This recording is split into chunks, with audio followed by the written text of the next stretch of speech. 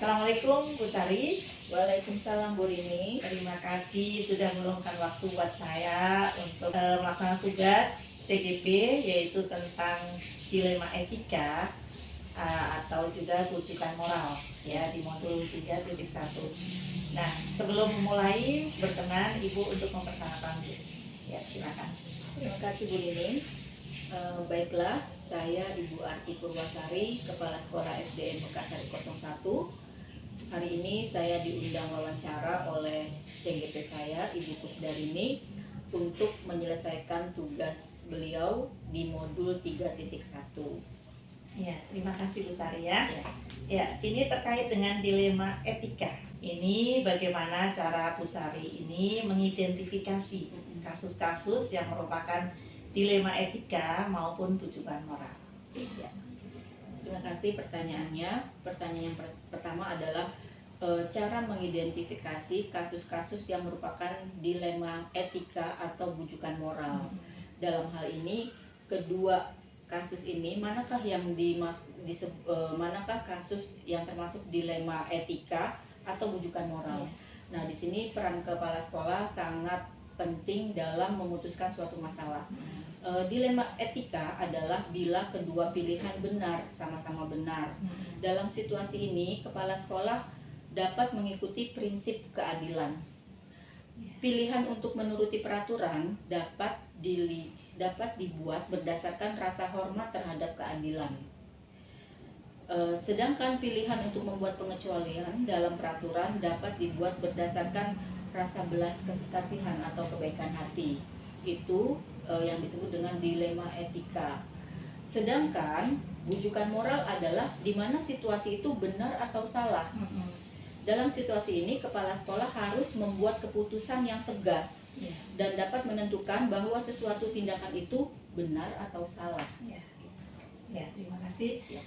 Berarti intinya bisa untuk dilema etika itu yang benar dan benar, dan untuk yang bujukan moral itu adalah benar dan salah. Nah, kemudian bagaimana cara Ibu menjalankan pengambilan keputusan di sekolah, terutama kasus yang dua kepentingannya ini sama-sama benar atau sama-sama mengandung nilai kebajikan? Saya menggunakan prinsip keadilan.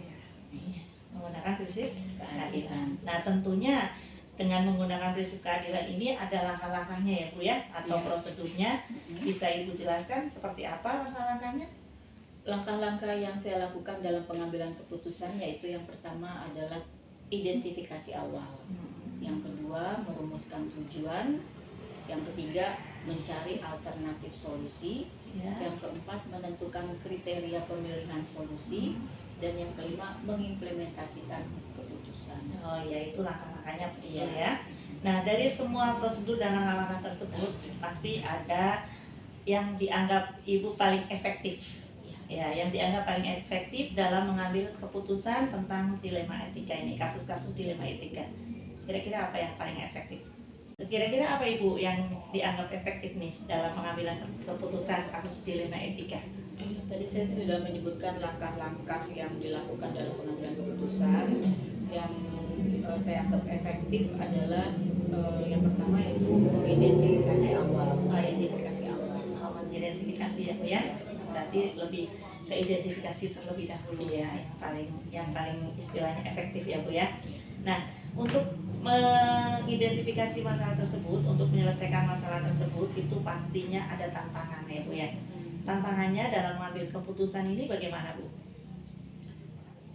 Tantangannya dalam pengambilan keputusan ini adalah di mana sebenarnya masalah tersebut adalah sama-sama benar. Disitulah kita harus menentukan sikap agar kita dalam menyelesaikan masalah tersebut harus bersikap adil. Itu aja Bu ya. Ya.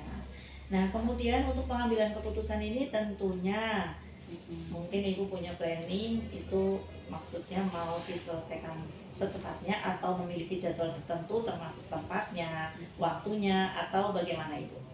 Ya, menurut saya tergantung pada masalah tersebut, urgen dan tidaknya masalah tersebut harus diselesaikan. Saya tidak terjadwal tapi situasional saja dalam menentukan masalah tersebut gitu. Jadi tidak harus dijadwalkan atau apa gitu. Misalnya ada masalah yang sangat urgent dan harus diselesaikan saat itu juga, akan saya selesaikan. Berarti tempat juga situasional ya. Oh ya, baik, terima kasih. Kemudian untuk mendukung itu adakah faktor-faktornya, faktor-faktor yang mempermudah ibu mengambil keputusan dalam kasus-kasus dilema etika? Kira-kira faktornya yang mempermudah itu yang membantu ibu siapa? Saya tuh yang lebih mempermudah adalah dengan jalan bermusyawarah.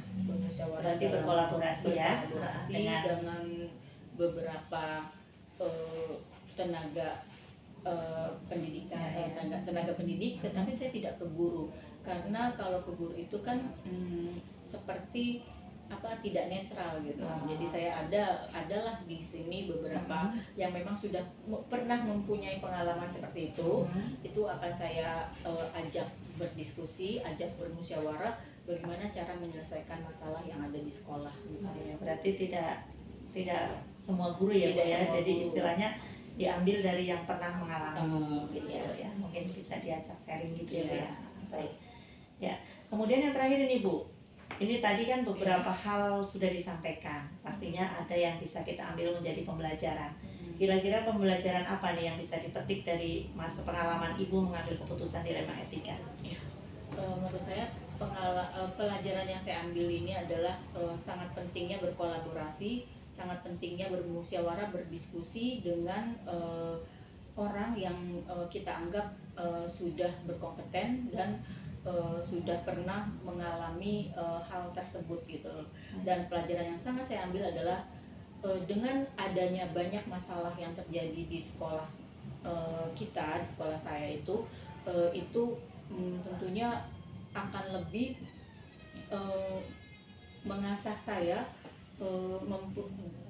dan saya merasa banyak memiliki pengalaman dalam memecahkan permasalahan yang ada di sekolah ini gitu. Jadi semakin banyak masalah, semakin saya berkembang dalam menyelesaikan masalah-masalah yang ada di sekolah. Berarti pembelajarannya sangat menarik ya, Bu ya. Dengan pengalaman-pengalaman yang sudah dilalui menjadi pembelajaran tersendiri buat Ibu dan semuanya. Iya. Ya, mungkin hanya itu, Bu, dari saya. Pertanyaan-pertanyaan dari saya. Terima kasih atas waktunya. Iya, sama-sama. Assalamualaikum. Assalamualaikum warahmatullahi wabarakatuh, Bu. Waalaikumsalam warahmatullahi wabarakatuh. Terima kasih sudah menyempatkan waktu buat saya untuk mewawancarai Ibu terkait materi calon guru penggerak tentang dilema etika dan bujukan moral. Ya, nanti sebelum wawancara silakan Ibu memperkenalkan diri. Iya. Terima kasih atas waktunya Bu Rini dan kepercayaannya kepada saya. Perkenalkan, nama saya Atik Supriyati Ningsih. Saya jadi kepala sekolah di SDN Mekarsari 04 yang berada di Desa Mekarsari dan Kecamatan Tambun Selatan, Kabupaten Bekasi. Baik Ibu, terima kasih. Kita lanjutkan dengan wawancara ini ya, Bu ya. Iya. Dan terima kasih ya, Bu ya. Ya, terkait dilema etika ini ya, Bu ya, dan bujukan moral. Saya akan memberikan beberapa pertanyaan. Yang pertama, di sini bagaimana Ibu mengidentifikasi kasus-kasus yang mana merupakan dilema etika dan tentang bujukan moral. Bagaimana cara mengidentifikasinya? Dilema etika dan bujukan moral ya Bu Rini ya. Dilema etika adalah suatu pilihan yang sangat sulit ya, karena sama-sama bernilai kebaikan dan benar gitu ya. Betul. Jika jadi suatu masalah itu juga kita harus cari yang benar-benar dan yang bermanfaatnya. Untuk bujukan moral yaitu adalah situasi di mana keadaan benar itu melawan salah itu ya. Menurut saya seperti itu. Berarti memang sulit ya Bu ya, untuk mengidentifikasinya. Nah, kemudian bagaimana cara mengambil keputusannya di sekolah Ibu ya, terutama kasus-kasus yang sama-sama dua kepentingan yang sama-sama benar atau apapun sama-sama mengandung nilai kebajikan. Nah, Iya. bagaimana cara menjalankan pengambilan keputusan tersebut? Cara untuk mengambil kebijakan tersebut adalah tentu tidak konyong-konyong ya, tidak semesta-mesta langsung ngambil kebijakan itu tidak. Tetapi harus kita identifikasi dulu masalahnya. Masalahnya seperti apa. Nah, nanti kita kumpulkan juga nih untuk teman-teman guru kita ya, atau TU. Nah, kita tahu supaya lebih tahu, dan jika ada permasalahan atau apapun kita mengumpulkan dan itu akan menjadi suatu keputusan nanti yang benar gitu ya, dan bermanfaat terutamanya itu. Iya, berarti banyak ya Bu ya cara menjalankan pengambilan keputusan tersebut ya. Supaya dapat solusi gitu ya. Nah, dalam pengambilan keputusan tersebut pasti ada langkah-langkahnya ya Bu ya. Nah, langkah-langkah atau prosedurnya itu apa saja Bu yang bisa dilakukan selama ini? Nah, untuk pengambilan keputusan itu kita harus diskusikan dulu ya. Diskusikan dulu, cari yang banyak kebaikannya, banyak manfaatnya, dan tekniknya supaya tidak ada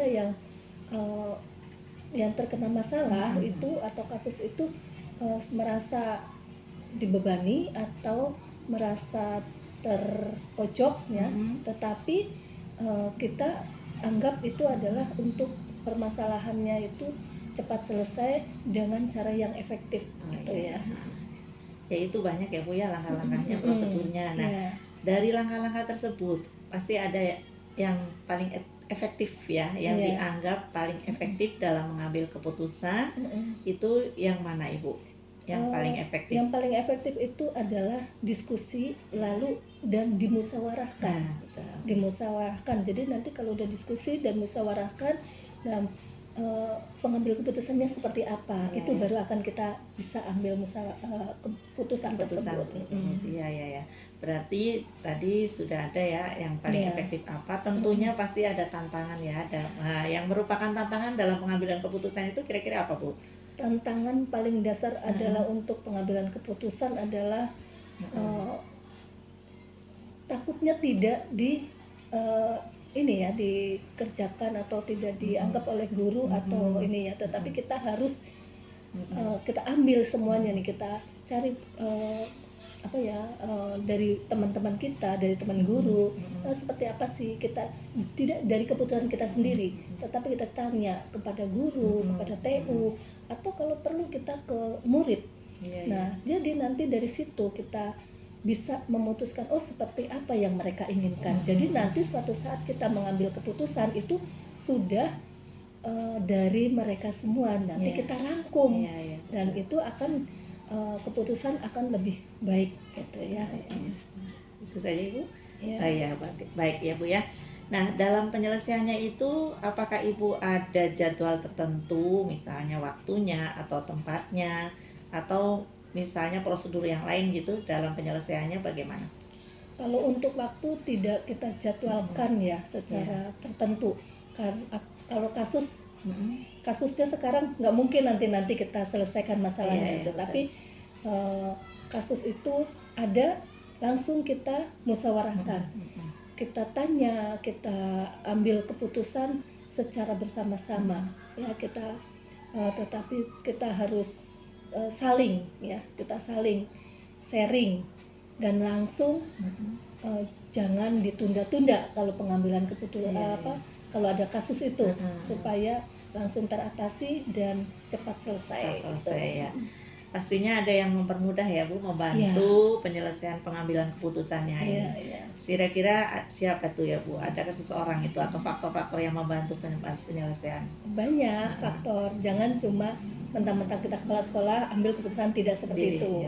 Jadi di sini kan ada guru, ada staf TU, ada penjaga, ada murid. Nah, itu bisa kita ajak sharing kita ajak sharing supaya suatu keputusan itu berjalan dengan baik, dan nanti akan kalau kita sudah ngambil keputusan mereka jalanin juga enak gitu. Dan sesuai dengan keinginan mereka itu. Iya Bu ya. Nah, terakhir nih Bu, dari semua hal yang tadi disampaikan, Kira-kira pembelajaran apa nih yang dapat diambil dari pengalaman Ibu dalam mengambil keputusan tentang dilema etika ini? Ya, Pembelajaran dalam kasus ya, terutama kasus-kasus, memang manusia itu tidak luput dari kasus dan masalah tentunya ya. Tetapi suatu kasus itu jangan kita hindari. Betul.